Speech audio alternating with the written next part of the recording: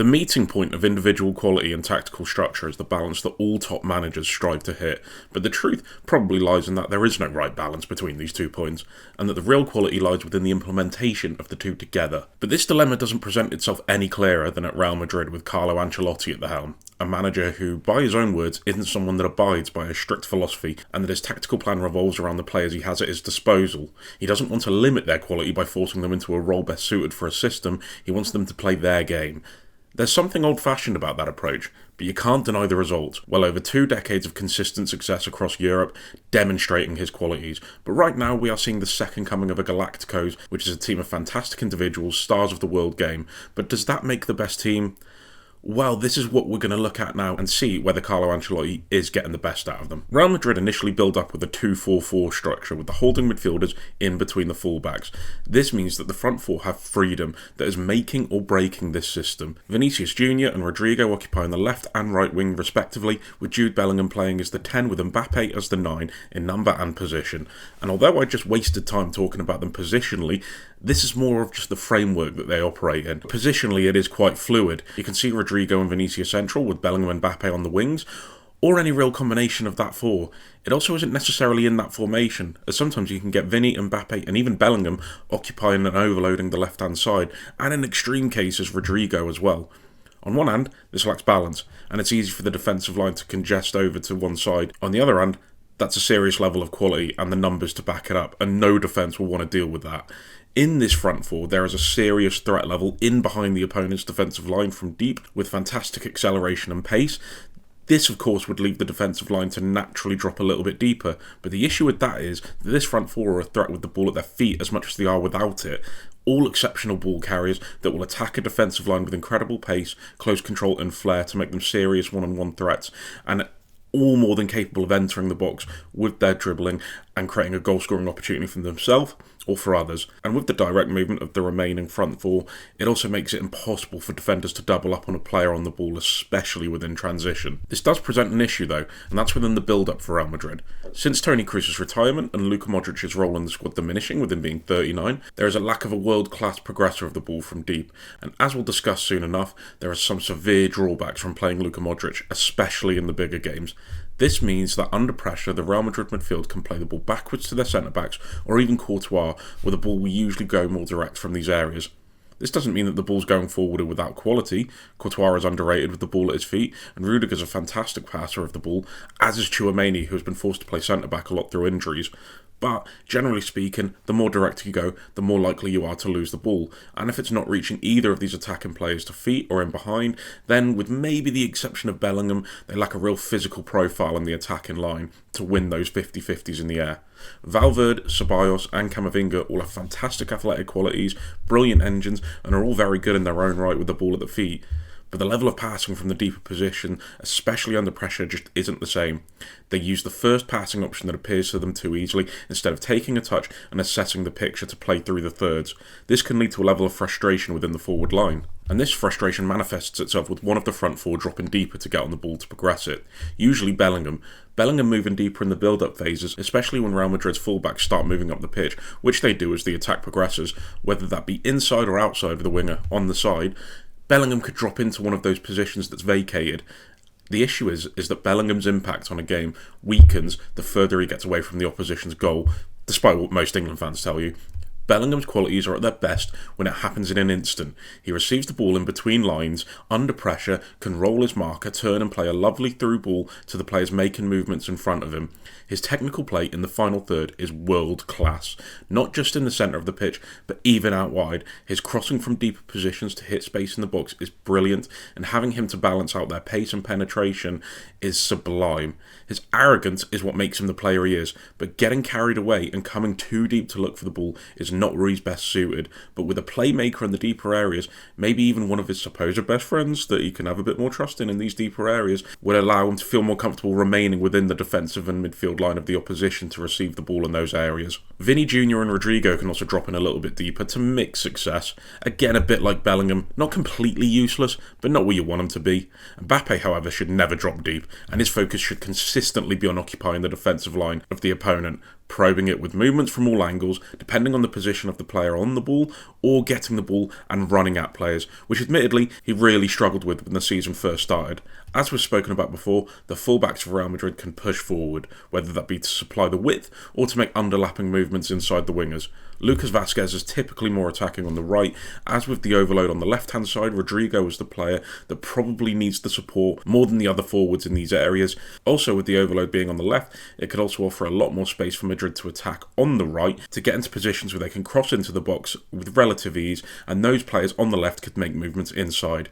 Maybe it makes sense as to why Trent Alexander-Arnold is reportedly a target for Madrid, with his world-class delivery from the right wing. Mendy can move forward from left back as well, but the attack has more propensity to break down when he receives the ball, as he's a fullback that relies more on his defensive qualities rather than his offensive ones. Having extra players out wide to get into crossing positions means Real Madrid's front four have a lot more freedom to attack the box, and the key to this is the direct movements across the face of it. It can leave space on the penalty spot or on the edge of the box for an attacker hanging back or a midfielder rushing onto the end of a pullback to get a shot away, because that defensive line is forced so deep with the direct movements. There has been a chemistry at short points, specifically within that left-hand side. Vinicius Jr. and Mbappe both want to attack and play within the same area of that line.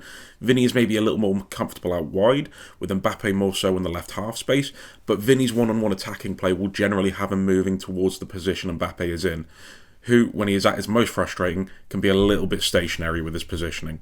And also, and as I mentioned before, Mbappe's one-on-one dribbling hasn't brought the success it did for him at PSG, and has struggled against a higher quality of defences in La Liga. His all-round game has been a little bit underwhelming, and that's me being nice as well. He's started to really prove himself in the last month or so, picking up on his goal-scoring form, making movements in the right half space as well as the left to receive the ball, offering more of a versatile threat around the box, and moving away from predictable traits that he'd shown at the beginning of his Real Madrid tenure. Still, can't get carried away and say we have the finished product, but also there were people saying he was a flop as soon as the season started, and they were just ignoring his blatant world-class properties. Balance is key, and this Real Madrid team just aren't completely there with it yet to get the best out of his qualities. Now, this is the part where I am going to be a lot more critical, and that is with the off-the-ball shape. They typically line up in a 4-4-2 or in a 4-2-3-1. Sometimes you can find Vinicius Jr. alongside Mbappe in the attacking press, with Bellingham on the left, or the other way round, with Bellingham central, but would generally be deeper, hence the 4-2-3-1. The issue with this is the forward press is non-existent. I've been critical of it before in videos, but Vinny, Mbappe and Bellingham specifically just don't do enough. Rodrigo will let off, and maybe if he was in literally any other team in world football, I'd be a bit more critical. But he will at least contribute to a press and position himself well against a marker. Earlier in the video I was talking about individual quality. Well, elite individual quality can come at a cost. The cost is that generally the attackers who are the best in the world don't do enough from a defensive point of view. That's nothing new, that's a tale as old as football. Rarer in today's age, sure, but still there. Especially in the bigger games, Vinny and Mbappe have been the front two, up against centre-backs, and there's so many problems with this. They are nowhere near intense enough in the press. They also don't shadow their press either, meaning they don't block a passing lane into another player while they're pressing. They also don't react well, which you need to be able to do when you press as a team, because other teams will drop players in, a goalkeeper will be an extra man, and they'll find solutions to play around an opponent's pressing structure. The reactions and the body language of that front two are really poor, hunched, lethargic, and it just seems like they're not interested in doing their work in defence. Bellingham is also very guilty of the same things here, and when he is in the front two and out wide, it's so easy for the opposition teams to just play through the centre of the pitch and get a grip of the game in midfield. Whether it's him or Vinny Jr. in the left mid position, they'll obviously start advanced, but as the right back that they're marking moves forward, you don't get them tracking the runner well enough at all. Again, this is where I'll give him credit. This is where Rodrigo does drop in and do his share of the defensive work and make sure that that left-hand side is a little bit more covered. He will drop in deeper alongside the midfield too and try and offer a bit more horizontal cover. Not all the time, but a decent amount. This is also why Luka Modric is a risk to play in one of those deeper positions. On the ball, his technical class will be present until the day he dies, but at 39, to have to defend in a double pivot without any real protection from the forward players is a recipe for disaster. The remaining midfield two need to be athletic enough to cover space horizontally and vertically in front of the back four. Trying to mark players in the attacking 8 positions while also covering wide overloads is asking a lot of anyone, even the likes of Valverde, Camavinga and Ceballos, who are athletic freaks. I'll move Rodrigo back because he can make it a midfield 3 at points, and what you will notice a lot is you'll see the remaining 3 attackers at best amble back into shape. by which point you've potentially given the opposition enough time to open you up and create a chance. The back four do a good job of maintaining a horizontally compact shape and stay in line, which is a testament to the quality in there, especially with the injuries they've suffered. Carvajal being out for the rest of the season, Militao as well. Alaba only very recently coming back off of a year-long injury, meaning Tchouaméni has had to play a lot more than he would have expected in the centre of defence. Very recently as well, suffering the effects of these injuries was Rudiger, who was a truly elite centre-back, fantastic at defending transitions, one-on-one defending when Madrid like to push up high, feeling the effects of being the most relied upon defender this season, has just recently gone off injured against Espanyol, and you'd have to feel nervous if you're a Madrid fan looking at that. Having this few amount of players back to defend for Madrid isn't sustainable. I know this is kind of Ancelotti's MO, and how many times, especially in the Champions League, have his Madrid side looked second best in games consistently, but then gone on to win the entire tournament? It's quite a bit, but I just think that the balance has tipped too far the other way now. With this injury to Rudiger, losing their high-line defender means they'll have to sit back more and more, sustain more pressure. Worth saying as well, the youngster Raul Asensio has come in, and he's a very athletic centre-back, capable of defending high up the pitch, but that feels like too much of a gamble to rely upon with his inexperience. One thing I will say, I've spoken a lot about the negatives of Real Madrid's off-the-ball shape, but what they do have is one hell of a transitional threat.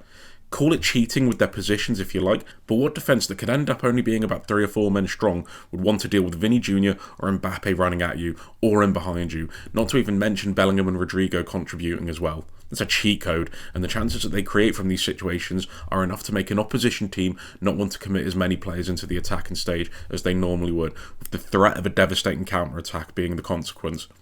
It's still a gamble though, and a risk I'm not entirely sure is worth taking. That all being said, Real Madrid are a point clear of City rivals Atletico and La Liga, 4 clear of Barcelona, although it is worth noting that the 2 times that Barca have played Real Madrid this season, they've destroyed them, especially through those defensive issues that I've just spoken about. And it is a poor standard generally from La Liga this year, which seems to be something that's widely accepted within fans of Spanish football. But credit to Madrid, they still have to do their bit. It isn't perfect, but they're top. A disappointing-ish Champions League phase as well, with a demolition by Liverpool and bad losses to AC Milan and Lille, as well as unconvincing wins at points against the likes of Stuttgart and Atalanta, setting up a round of 32 tie against fellow strugglers Manchester City, meaning one of Europe's elite sides could be set for an embarrassing early exit. But there's still so much to learn from this team this season. And with that being said, don't take my word for it. Tell me what you think down below. What are your thoughts on Real this season? And thank you guys for watching.